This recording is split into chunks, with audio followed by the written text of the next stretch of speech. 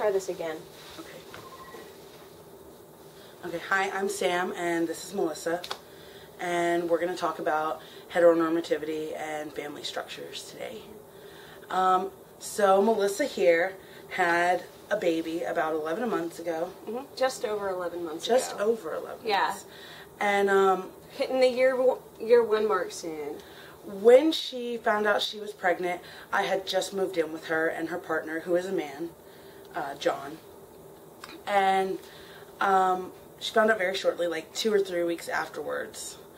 And, you know, we decided that I still was going to live with them, obviously. Well, it like wasn't even a question. Yeah, right? It's it not really like we wasn't sat a down question. and had a discussion like, No. hey, guess what? I'm not. Now you gotta no, hit it was the road. It was like, holy shit, I'm pregnant. And then there was no other discussion about me leaving or staying. We just knew that I was going to be there.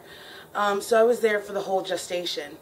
And it was really awesome, actually. Like, I loved being there for Melissa and John during the gestation. I think they loved me there. It was like super bonding time. It was. There were a lot of cupcakes. That's true. But towards the end of the gestation, people got weird. Shit got weird. People started asking us all kinds of questions. Like the kind of conceptions of what a typical family is and what it is not, and who isn't a family and why, started really rearing their head in like a way that was uncomfortable for me and Sam and John. I mean, our friends who are very, you know, hippie liberal people, even they were very questioning about it, with questions like, well, where's Sam going to live when the baby is born? Yeah. And I was taken aback by this, you know. It definitely hurt and it felt weird. Like, wait, maybe I'm not wanted. Though Melissa and John reassured me many times that that wasn't the case, and that people were being uppity and putting their nose in our business, basically. But yeah, it was definitely this assumption that Sam didn't count as a family, and also this assumption that like once you have a kid, once you're a family, that like you're discreet and you're separated and you should isolate yourself, right? That like the time for living with roommates and living with friends and having that kind of like chosen social support network is gone, right? Which is very heteronormative, but yeah, and weirdly isolating. But people kept on asking me things like, you know, like, or they'd ask Melissa too, like, is Sam's room going to be the baby's room? Is she moving back to Texas? What's happening with that whole situation? You know, even like some of her closest friends would ask these things, and Melissa would kind of be at a loss about it. Like, no, Sam's not going anywhere. I mean, it was like, no, she's not going anywhere. What are you talking about? It was like, we're going to look for a bigger place for us to live. Like, no, I'm not leaving. I can't go back to Texas. Yeah, there was a lot of, like, we lived in this tiny shithole apartment, and there was a lot of, like, it was so tiny. There's a lot of, like, oh, I guess you're going to be looking for a bigger place. And we were like, well, yeah, because we can't live in this, like, 2-bedroom apartment with, like, the 3 of us and 2 cats and a baby. And people were like, the 3 of you, but Sam... where's Sam going? And we were like, she's going to the new apartment. That's where she's going. She's going to the new house. Like, where do you think she's going? It was really weird. People started asking me if I needed to, like, look for housing and if I needed a roommate or anything. Yeah. And all these assumptions about us. Yeah, there were people that were like, oh, I need a roommate. Yeah, like, and I was like, well, I don't need a roommate because I'm not going to be paying rent anytime soon. Yeah, so that sucked, and that was just kind of like the harbinger of like what was to come. And then after Zadie was born, we started like getting into this routine. Like the first couple weeks were a little rough, right? They were really rough. Yeah, a lot of rough. Newborns suck. We all had to get used to it. There were definitely nights when Melissa was sleeping in my room alone, and I would sleep with her partner John and the baby in their bedroom, and John and I it was like rotating beds. Yeah, and John and I would wake up. Everyone ended up sleeping. Switch on and off to take care of the baby some nights when Melissa was just like too tired. And so that's kind of a weird situation, right?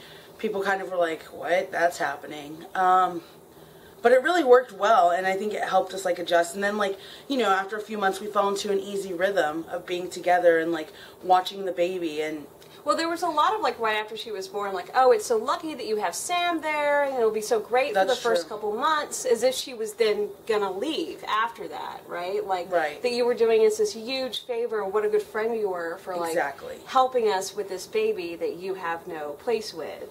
And then people were kind of weirded out that you didn't leave. and that I had such a strong tie with the baby. Like, people were like, oh, I see she's taking really well to Sam. And it's like, of course she's taking really well to me. Yeah. I helped nurture her, like, the first months of her life. She was constantly, you feed her as much as we do, like me and John do. You sleep with her. Like, you comfort her. I mean, like... Take care of her when she's sick. You change her shitty diapers. I mean, that's true. I mean, she hates that, but...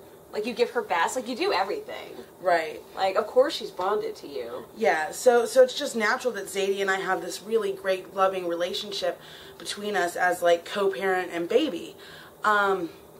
She doesn't question it or anything, which is, you know, good. But other people do happen to question it a lot. I've gotten questions like, well, why do you even care about that baby? Yeah.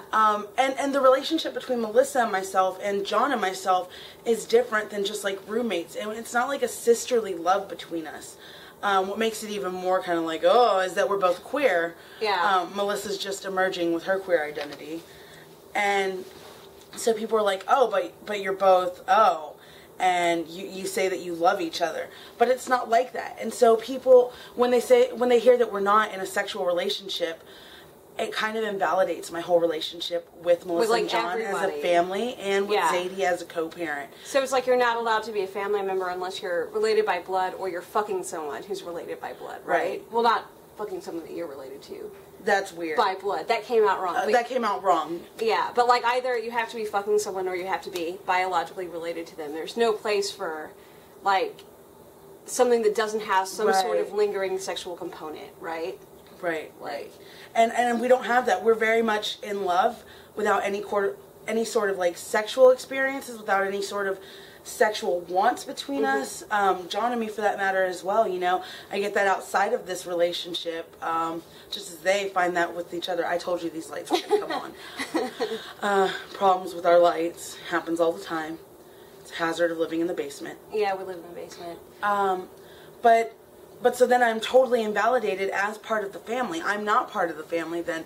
I'm just Sam and I'm outside, I'm separate, and people tend to really want to distance me away from the family unit. Yeah, it gets really complicated when we're trying to talk about like family situations. So I'll take like Zadie to like the pediatrician or something, and it's like, oh, who's living with you? Oh, my partner, and like our roommate, who's more than a roommate, she's like a co-parent, and like all these things, and I have to go on this like 5-minute explanation to validate Sam's role in my life and Zadie's life. Right. And it's really uncomfortable, and it's got to be more uncomfortable for you because I have a place to say that, right? Like I have a culturally recognized, societally like okayed relationship with my kid, right? So I get to say like, hey, these other people should be considered part of the family too. But for you, it's different, right? And I get people all the time who are like, when I'm like, oh, I've got to go home and take care of the baby, they're like, oh, you have a baby. And I'm like, well, it's not my biological baby. But at the same time, like, if I say it's my baby, people will misconstrue that. And if I continue to be like, well, it's not my biological baby, but it is my baby, in a sense, they're like, well, how? How is it your baby? Yeah. And then I have to explain that, like, well, I'm not in a sexual relationship with her parents, but I do take care of her all the time, and I nurse her when she's sick, and I change her shitty diapers, as you said, and I do all these things, and we have this great bond, and we hang out together all the time, you know, and I've been with her since she was, like, basically born, but the lack of terminology there for what I am in the family specifically because, like, it's a weird queer relationship. It's like not a biological relationship, right? Specifically because you don't fit in what a typical family looks like. Exactly. Is like really limiting and isolating. Yeah. Yeah. And is uncomfortable for us. So this is something that like we come up against all the fucking time, right? Oh my God. 2 or 3 times a day. Like if you go take her on a walk around the neighborhood, you know what I mean? It's like one of those like constant microaggression type things. It's very much like this. Definitely, definitely. Like, it's very gendered. It's very heteronormative. Like, it's just really uncomfortable for those of us who don't fit neatly into these boxes, right? I definitely and it's such an emotional thing, too, because it's your relationship with this, like, growing baby and, like, there's all these hormones and shit, exactly, right? Exactly. That it, like, it extra hurts. And I definitely agree with you and say that it's a queer relationship, but it's a non-sexual queer relationship. Which makes it even weirder. Which makes it even stranger for people, since we're not, like, asexual people. We're not aces or anything. You're not an ace. John's not an ace. I'm not an ace. But we're not bonded to each other sexually in any sort of way. But in a very, like, co-parents way. Yeah. Like, I'm not someone who just helps out around the house. I'm a parent. Like, I watch her all the time. I am very important in her life. She's actually on a trip right now with her father in Maryland. And it's so sad. It's very sad. We dropped them off at the airport, and both of us were, like, tearing up. And then, like, we went home and looked at pictures of her. Like, it's true. Like, it was, constant, like, texting with her dad. Like, what is she doing right now? Send us pictures. Like, yeah. And both of us were, like, kind of about it. It's true. And like, when she's gone, you know, I do think that she's probably like, oh, where is Melissa and where is Sam? Like, I think that I'm definitely in her thoughts, and I think that that's in her little baby thoughts, and I think that that's important to recognize, such as they are, and see, because it just shows like how solid our connection is as parent and baby, you know. But people just don't see that. It's erased. It's invisible, and that sucks. Is the bottom line. Yeah, that's true. So, I'm done. Okay, peace out. Peace out. Yeah. That one was much clearer. I don't think we'll have to edit it. Like.